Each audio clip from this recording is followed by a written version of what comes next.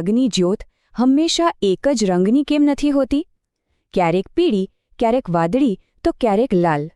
આ અલગ અલગ રંગો પાછળનું રહસ્ય શું હોઈ શકે?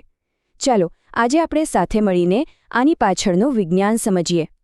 આપણે બધાએ દિવાળીમાં કે કોઈ ઉજવણીમાં આકાશમાં ફટાકડાની રોશની તો જોઈ જ છે. એના અદ્ભુત રંગો આખી ઉજવણીને યાદગાર બનાવી દે છે. પણ ક્યારેય વિચાર્યું છે કે આ તેજસ્વી લાલ, લીલો અને વાદળી રંગ એ બને છે કેવી રીતે? વેલ, આનો જવાબ કોઈ જાદુમાં નથી, પણ શુદ્ધ વિજ્ઞાનમાં, એટલે કે કેમિસ્ટ્રીમાં છુપાયેલો છે. અને સાચું કહું તો આ વિજ્ઞાન જાદુ કરતાં પણ ઘણું વધારે રસપ્રદ છે. તો આ બધી વાતની શરૂઆત એક મૂળભૂત ખ્યાલથી થાય છે. દરેક રાસાયણિક તત્વની એટલે કે એલિમેન્ટની પોતાની એક અલગ જ ઓળખ હોય છે, બિલકુલ આપણી ફિંગરપ્રિન્ટની જેમ જ. બસ આ જ વાત આખા વિષયની ચાવી છે. જેમ કોઈ બે વ્યક્તિની ફિંગરપ્રિન્ટ એક સરખી નથી હોતી, બરાબર એ જ રીતે કોઈ પણ બે તત્વોને ગરમ કરીએ તો એ એક સરખો રંગીન પ્રકાશ નથી આપતા. એ દરેક તત્વની પોતાની આગવી સહી જેવું છે. વૈજ્ઞાનિક ભાષામાં આ ફિંગરપ્રિન્ટને એટોમિક એમિશન સ્પેક્ટ્રમ કહેવામાં આવે છે. હવે આ થોડો ભારે શબ્દ લાગે છે ખરું ને? પણ એનો મતલબ બહુ જ સરળ છે.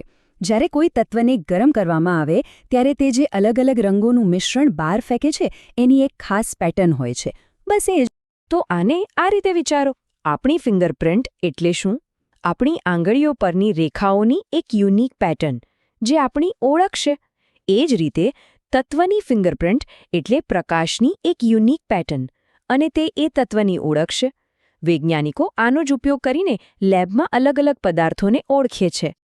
ઓકે, તો આપણે એ તો જાણ્યું કે દરેક તત્વનો પોતાનો એક ખાસ રંગ હોય છે. પણ હવે સવાલ એ છે કે પરમાણુ આ પ્રકાશ બનાવે છે કેવી રીતે? મતલબ કે એની પાછળની પ્રોસેસ શું છે? ચાલો આ ચમક પાછળનું વિજ્ઞાન પણ સમજી લઈએ. આ બધું પરમાણુની અંદર રહેલા એક નાના કણ એટલે કે ઇલેક્ટ્રોનને કારણે થાય છે. ચાલો એની આખી યાત્રાને 4 સિમ્પલ સ્ટેપ્સમાં સમજીએ. તો પહેલું પગલું, આપણે પરમાણુને જ્યોતથી ગરમી આપીએ છીએ, મતલબ કે એને એનર્જી આપીએ છીએ. બીજું પગલું, પરમાણુમાં રહેલા ઇલેક્ટ્રોન આ એનર્જીને શોષી લે છે અને એકદમ ઉત્સાહમાં આવીને ઊંચી કક્ષામાં એક કૂદકો મારે છે. ત્રીજું પગલું, પણ એ ત્યાં લાંબો સમય ટકી નથી શકતો, એટલે તે તરત જ પોતાની મૂળ જગ્યાએ પાછો આવી જાય છે. અને સૌથી મહત્વનું, ચોથું પગલું, જ્યારે તે પોતાની જગ્યાએ પાછો ફરે છે ત્યારે જે એનર્જી એણે શોષી હતી એને પ્રકાશના એક કણ તરીકે બહાર ફેંકે છે, જેને ફોટોન કહેવાય છે. અને બસ આ જ ફોટોન આપણને રંગ તરીકે દેખાય છે. અને અહીંયા જ આખું રહસ્ય ખુલે છે. પ્રકાશનો રંગ કેવો હશે એ વાત પર આધાર રાખે છે કે ઇલેક્ટ્રોને કેટલો મોટો કૂદકો માર્યો હતો. જો કૂદકો મોટો હોય તો અલગ રંગ, નાનો કૂદકો હોય તો બીજો કોઈ રંગ. દરેક તત્વની રચના અલગ અલગ હોય છે, એટલે તેમના ઇલેક્ટ્રોનના કૂદકા પણ અલગ અલગ હોય છે, અને એટલે જ તેમના રંગ પણ અલગ અલગ હોય છે. ચાલો હવે થિયરી બહુ થઈ, હવે થોડું પ્રેક્ટિકલ જોઈએ કે આ બધું દેખાય છે કેવું. હવે આપણે કેટલાક તત્વો અને તેમની રંગીન જ્યોતની એક નાનકડી પરેડ જોઈશું. આ કોષ્ટક પર એક નજર કરો. કેટલું સુંદર રીતે બતાવ્યું છે કે જુદી જુદી ધાતુઓ કેવા અદ્ભુત રંગો બનાવે છે. જેમ કે લિથિયમ લાલ નારંગી રંગ આપે છે, સોડિયમ એકદમ ચમકતો પીળો, પોટેશિયમ આછો જાંબલી, અને જુઓ કોપર તો સુંદર વાદળી લીલો રંગ આપે છે. આ દરેક રંગ એ તત્વની પોતાની આગવી ઓળખ છે. સોડિયમનું ઉદાહરણ લઈએ, જે આપણા સામાન્ય મીઠામાં પણ હોય છે. જ્યારે તેને જ્યોતમાં મૂકીએ ત્યારે તે એકદમ તેજસ્વી અને તીવ્ર પીળો રંગ આપે છે.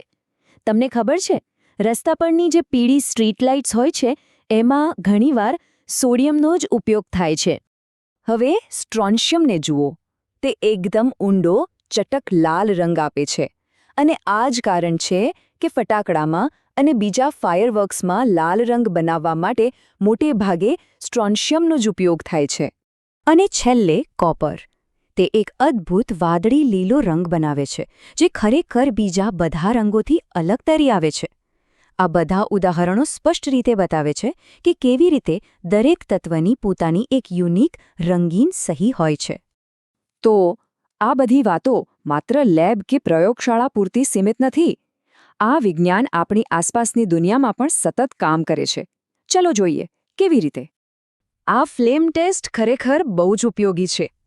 એક તો આપણે જોયું એમ ફટાકડામાં સુંદર રંગો ભરવા માટે, અને બીજું વૈજ્ઞાનિકો કોઈ અજાણ્યા પદાર્થમાં કઈ ધાતુ રહેલી છે એ શોધવા માટે પણ આ જ ટેસ્ટનો ઉપયોગ કરે છે.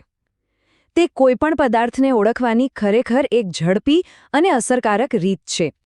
તો આ બધી વાતનો સાર શું છે એને આપણે એક સુંદર વિચારમાં સમજી શકીએ કે દરેક તત્વ જ્યારે ઊર્જા મેળવે છે ત્યારે તે પ્રકાશનું પોતાનું એક આગવું અનોખું ગીત ગાય છે, અને આ ગીત જે તેની સાચી ઓળખ છે. તો હવે આપણે આ સમજૂતીના અંતમાં છીએ, પણ શું આ વાર્તા અહીંયા જ પૂરી થઈ જાય છે? ચાલો જતાં જતાં એક એવો સવાલ પૂછીએ જે કદાચ આપણને વિચારવા પર મજબૂર કરી દે. આપણે અત્યાર સુધી જે રંગોની વાત કરી એ બધા એ રંગો છે જે આપણી આંખો જોઈ શકે છે, પણ વિજ્ઞાન કહે છે કે પ્રકાશના એવા પણ પ્રકાર છે જે અદૃશ્ય છે, જેમ કે ઇન્ફ્રારેડ અને અલ્ટ્રાવાયોલેટ. તો જરા વિચારો, જો તત્વો એવો પ્રકાશ પણ બહાર ફેંકતા હોય જે આપણને દેખાતો જ નથી, તો પછી તેઓ બ્રહ્માંડ વિશે બીજા કેટલાય રહસ્યો પોતાની અંદર છુપાવીને બેઠા હશે